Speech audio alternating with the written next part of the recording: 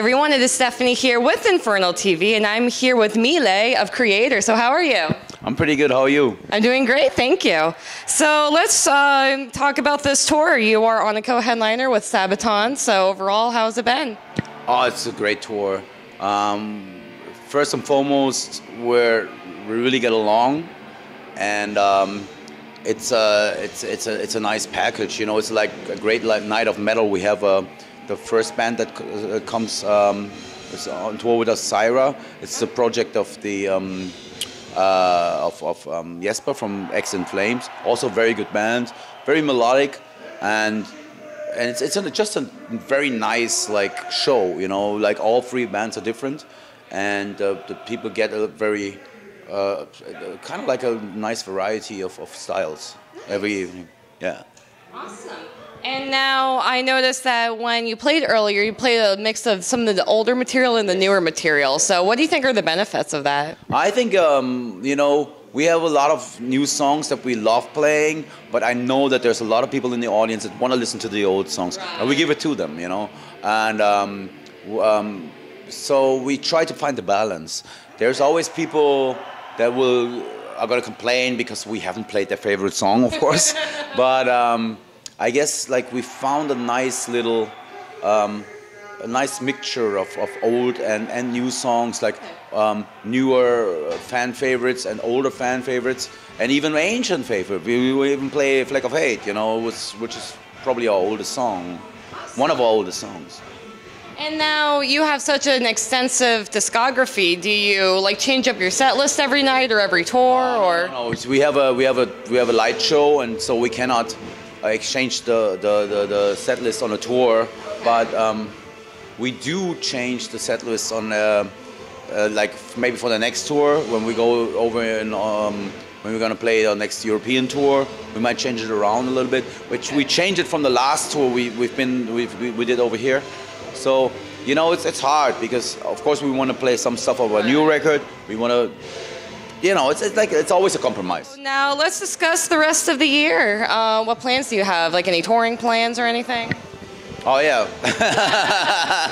we have a very nice tour coming up. It's not confirmed yet, okay, but there will be a great tour that we have in the making for the end of the year. Okay, nice. But that's going to be in Europe. Okay, cool. But it's a great lineup. I'm really looking forward to this, because it contains at least two of my favorite bands of all time. So, nice. Yeah, it's going to be great. Awesome. And now, I noticed, like, when I was on your website that a few of your classic albums are going to be remastered. So, what are the benefits, do you think, of remastering original material?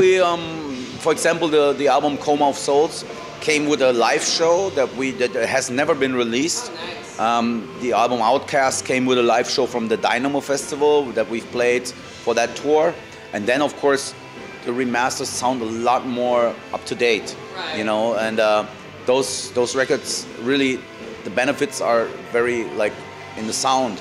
It gives you a little bit more of a modern touch without losing the old school vibe, you know. So it's very much a, I think it's a nice package. It's a nice little, you know, I was really looking over the remasters, so made sure that the sonic quality and the bonus material and everything has a lot to offer for the fans that already have the original versions, you know. Right. So if you don't own the, and also some of the records were out of print, so the vinyl.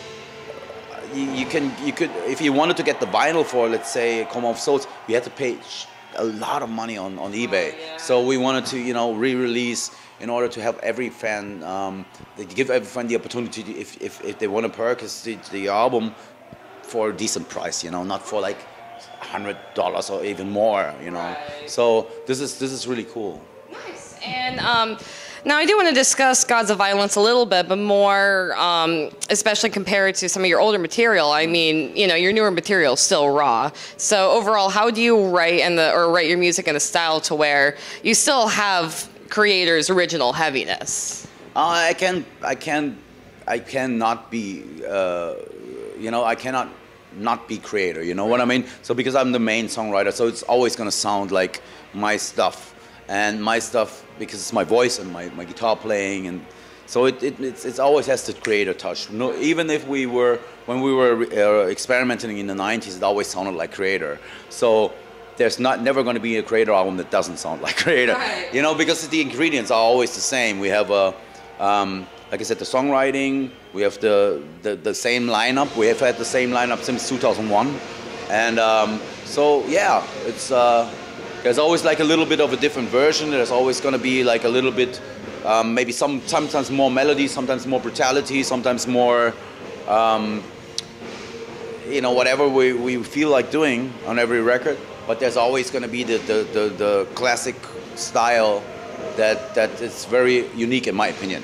Nice. And let's discuss new music. Have you written anything, or do you have any ideas, or? No. I'm planning on releasing an album in 2020. So I might take the next year off just for writing. But we'll see. You know, hopefully I'll be inspired. You know, when you're on the road, I'm not getting inspiration on the road. You know, because you're busy organizing the day, you're busy thinking about the show and keeping the energy level up. So I'd rather not ride on tour. Nice. And well, here's the last question. Like, I guess, what are your final words? Do you want to promote anything? Do you want to say something to the fans? It's all on you. I'm going to be very cliche. I want to thank all the fans for the support from since '85. That's more than 30 years. So that's great. I mean, that's we don't take that for granted, you know. I mean, we're still here. We're playing great shows in America. We're playing great shows all over the world, and it's like, it's great to have the support from the audience, and it's cool to see that we're still in the scene. In the scene, we're still a relevant band. That's just because of the fans. Awesome. Bam. Awesome, everyone, and thank you so much for checking out this interview. Like Mille said, they're going to be touring, you know, doing a lot more touring, especially in Europe this year. Hopefully, new album by 2020, so keep up with everything Kreator's doing. Stay metal, everyone.